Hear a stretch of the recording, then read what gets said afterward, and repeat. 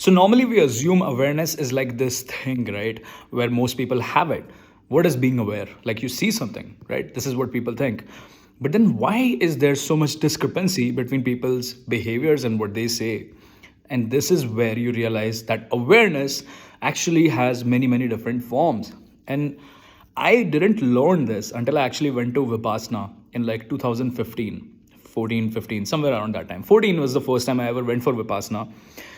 And something happened while I was at the course. So this is like this 10-day meditation course. You go there and you're not allowed to talk to the outside world. You turn your phones and you basically live like they ask you to live, like a bhikshu, basically, right? Like someone who depends on others for his sustenance. And this is all done so that you are pushed into an environment where the only thing that reigns supreme, that is allowed to grow, is your awareness, your ability to detect and notice your own thoughts. Now, in this little paradigm, what happened was I was with someone back then. Romantically, I was into someone. And on day six, I think approximately, I was just sitting and I watched the feelings I had towards this person arise. But this time it was different because after 6 days of being in this place, no sounds, no music, absolute silence, only the ability to see my own thoughts, my own feelings. What happened next was absolutely mind blowing for me. I realized that the feelings I had come up, I finally had the awareness, the ability to look at them very objectively without having any ideas about कि ये क्या चीज़ है, whether this is like a good thing or a bad thing. And what I realized was I didn't really like I liked this person a lot, but the magnitude to which I was feeling things were actually false. And they were exacerbated by my own insecurities, by the things I felt. I felt constantly needy. I just wanted to reach out to this person over and over. And on day six, I remember breaking down. Like I just broke into tears because and that was like one of the few times in my life where I broke into tears back then. And I stepped into this awareness of realization that perhaps I was carrying things within myself that I didn't even know I was carrying. And this is the funny thing about most people. They think they have awareness, but sorry about this, but most of the people that you will see who claim to have awareness tend to have so many discrepancies still, tend to have inconsistencies between their behaviors and the things they say, right?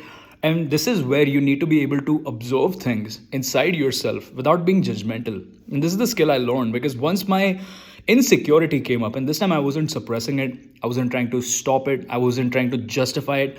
Once I was able to look at it, that awareness forced change all by itself.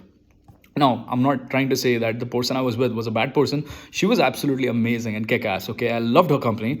But this was all about me and the feelings I had towards her, which was realization कि यार इतनी जो ये जो constant craving है, the clinging on to this person all the time, this is false, is what I realized. I realized that a lot of this is just me feeling incomplete, feeling like I don't deserve to have good things, therefore I must fight for them. And I was constantly fighting within myself. And this awareness took such a long time for me to even realize, right? Like I was with her for about, I think 4, maybe 5, 6 months. I had been, hanging out with her. But at this point, just 10 days of meditation and sixth day, I realized that I had a lot of crap within. Not her fault at all. It was all me. And that's when I realized that awareness actually has levels.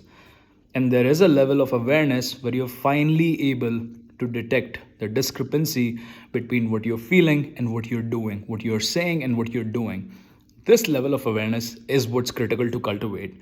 This is what I was referencing to when I said you should journal. Because journaling allows you to dwell deeper. Now, one tip I would add whenever you're journaling is try to be non judgmental because awareness can have judgment attached to it. You can be listening to someone. The analogy I would use is sit down and listen to someone who's in front of you. And when you're listening to them, notice how many times you say things like, that's not correct, that's wrong, this is how they can do this better, this is what they shouldn't do. Like all the judgments that are being passed are actually skewing your view of this person and reality itself. But the funny thing is, this thing is not happening in conversations with others. This is happening even more so with yourself. And this is where that discrepancy I talked about between what you do and what you say, what you feel and what manifests, what happens in your life, this is where it comes in. And this is why I feel like journaling is a very effective tool that you can use. Just sit down and ask yourself questions like, what are some things that I don't want to face? Like, I don't even want to know about myself that do exist within me. And this will give you such amazing clarity into your own thought process, into seeing inside yourself. And that, I believe, is the true arising of awareness, the true awareness that is non judgmental, able to see things for what they are instead of trying to change them, modify them, just able to see things for what they are. Because when you have true awareness without judgment, it will force change all by itself. It will force change.